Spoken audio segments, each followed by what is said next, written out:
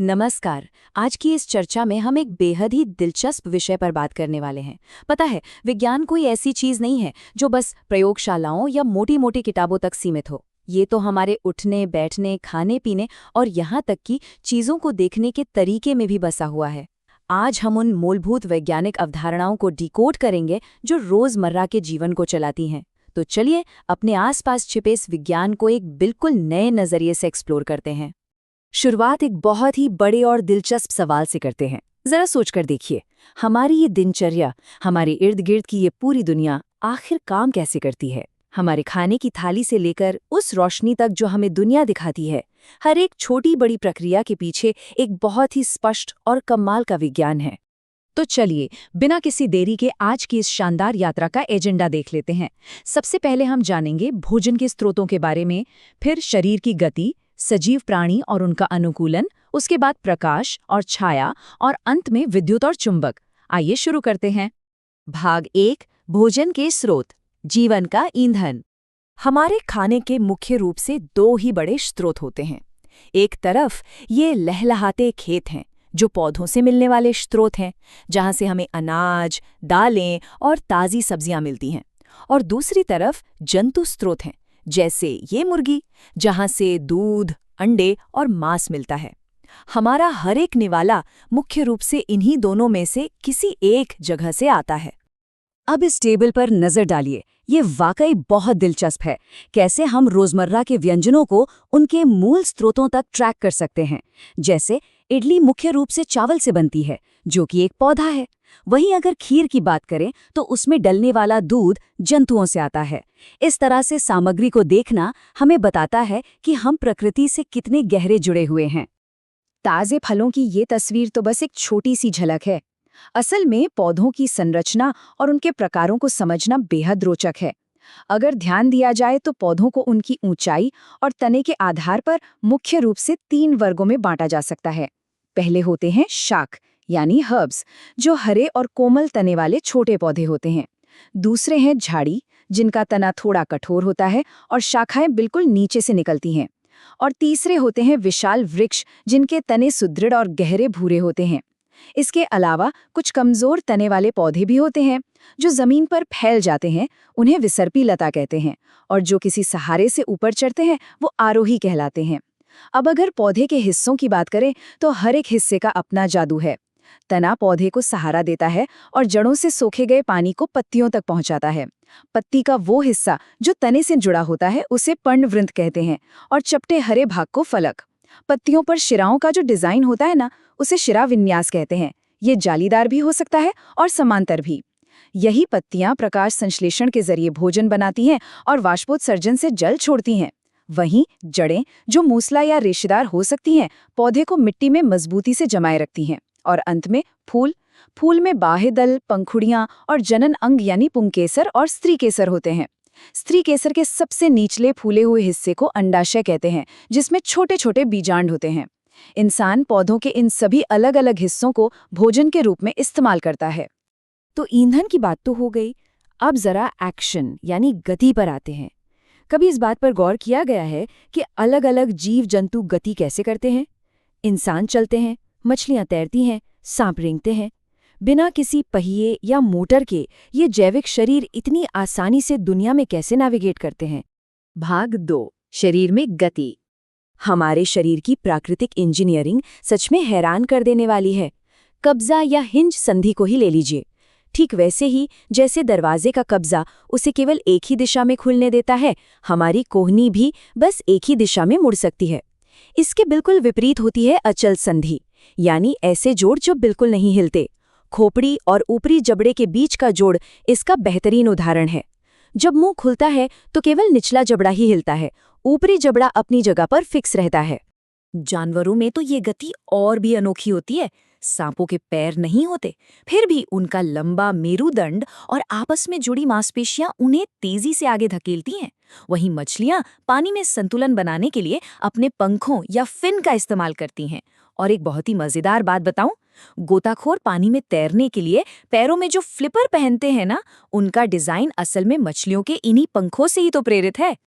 अब इन सब यांत्रिकी और गति से थोड़ा सा ब्रेक लेते हैं और एक बहुत ही गहरे सवाल पर रुकते हैं। आखिर जीवन है क्या? एक सजीव और एक निर्जीव के बीच वो कौन सी बारीक सी रेखा है जो उन्हें अलग करती है?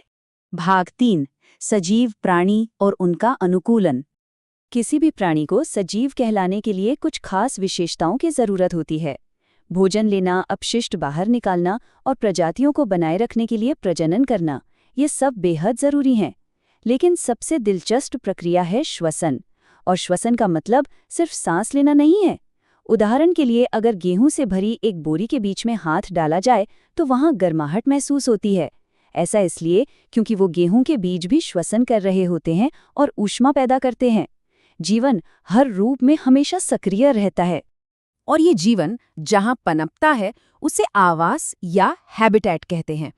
आवास सिर्फ एक भौतिक जगह नहीं है, बल्कि ये एक पूरा सिस्टम है जहां जैविक घटक यानी पेड़ पौधे और जीव जंतु अजैविक घटकों जैसे हवा, पानी और प्रकाश के साथ मिलकर रहते हैं। एक सही और संतुलित आवास ही जीवन के पनपने की सबसे पहली शर्त है। लेकिन यहाँ सबसे महत्वपूर्ण बिंदु ये है कि कोई भी आवास हमेशा एक जैसा नहीं रहता।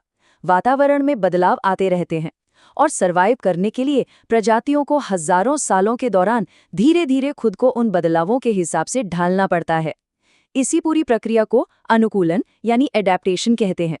जो प्रजातियां खुद को नहीं बदल पाती वो लुप्त हो जाती हैं। अनुकूलन ही वो जादुई चाबी है जिसने हमारी धरती पर इतनी विविधता को जन्म दिया है। भाग 4, प्रकाश और छाया। जीव विज्ञान से बाहर निकलकर अब जरा भौतिकी की तरफ चलते हैं। हमारे देखने का एक बहुत ही बुनियादी नियम है। हम किसी भी चीज को केवल तभी देख सकते हैं जब या तो वो खुद प्रकाश पैदा करे, जैसे सूर्य या टॉर्च जिन्हें दीप्त वस्तुएं कहा जाता है, या फिर किसी दीप्त वस्तु की रोशनी उस पर पड़े और टकराकर हमारी आंखों तक पहुंचे। कुर्सी या जूते जैसी अदीप्त वस्तुएं केवल तभी दिखाई देती हैं जब रोशनी उनसे परावर्तित होती है। अंधेरे में दृष्टि का कोई वजूद नहीं है। प्रकाश असल में यात्रा कैसे करता है, इसे समझने के लिए पिन होल कैमरा एक बहुत ही शानदार तरीका है। महज एक गत्ते के डिब्बे में एक छोटा सा छेद करके और ट्रेसिंग पेपर लगाकर बाहर की दुनिया की तस्वीरें देखी जा सकती हैं। प्रकाश हमेशा सीधी रेखा में चलता है और इसी वजह से जब वो उस छोटे छेद से गुजरता है तो पेड़ों या इमारतों की स्पष्ट लेकिन उल्टी छवियां बनती हैं। और पता है, यही आधुनिक फोटोग्राफी का सबसे बेसिक सिद्धांत भी है। भाग 5, विद्युत और चुंबक। आधुनिक समाज को चलाने वाली अदृश्य ताकतों की बात करें तो विद्युत सेल का जिक्र जरूर आता है। टॉर्च, घड़ियां, रिमोट, ये सब इसी छोटी सी युक्ति से चलते हैं।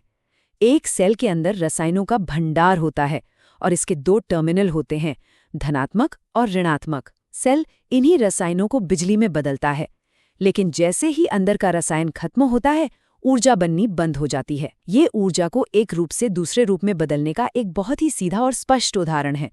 जहां बिजली हमारे लिए इतनी उपयोगी है, वहीं इसके खतरे भी बिल्कुल असली हैं। इसलिए बिजली के तारों, सॉकेट या पोर्टेबल जनरेटर के साथ कभी भी लापरवाही नहीं करनी चाहिए। इन्हें हमेशा पूरी सावधानी के साथ इस्तेमाल करना चाहिए, वरना परिणाम बेहद गंभीर हो सकते हैं। घर पर प्रयोग करने के लिए हमेशा केवल साधारण बैटरी या सेल का ही इस्तेमाल करना सुरक्षित रहता है। अब सोचने वाली बात यह है कि रोजमर्रा की इन साधारण सी चीजों के अवलोकन से विज्ञान के इतने बड़े बड़े आविष्कार कैसे जन्म लेते हैं। और ये बात प्राचीन यूनान की एक कहानी बहुत ही शानदार तरीके से दर्शाती है। मैग्नस नाम का एक चरवाहा था जो अपनी भेड़ें चरा रहा था। तभी अचानक उसकी छड़ी का लोहे वाला हिस्सा एक चट्टान से तेजी से चिपक गया। ये कोई जादू टोना नहीं था, बल्कि वो चट्टान एक प्राकृतिक चुंबक थी। जरा सोचिए, एक आम सी सैर पर घटी इस छोटी सी घटना ने चुंबकत्व जैसी इतनी विशाल वैज्ञानिक अवधारणा की खोज कर डाली। तो इस पूरी चर्चा से ये बिल्कुल साफ हो जाता है कि विज्ञान हर तरफ मौजूद है। खाने के निवाले से लेकर हमारे चलने के तरीके और दुनिया को रोशन करने वाले प्रकाश तक, सब जगह। अब इस अंतिम विचार के साथ आज की चर्चा खत्म करते हैं। चारों ओर नजर दौड़ाई जाए, कितना सारा रोजमर्रा का विज्ञान बस खोजे जाने की प्रतीक्षा में हमारे सामने ही छिपा है। क्या पता अगली महान वैज्ञानिक खोज हमारे ही घर के किसी साधारण से कोने में इंतजार कर रही हो। बस जरूरत है तो सवाल पूछने की और जानने की जिज्ञासा रखने की।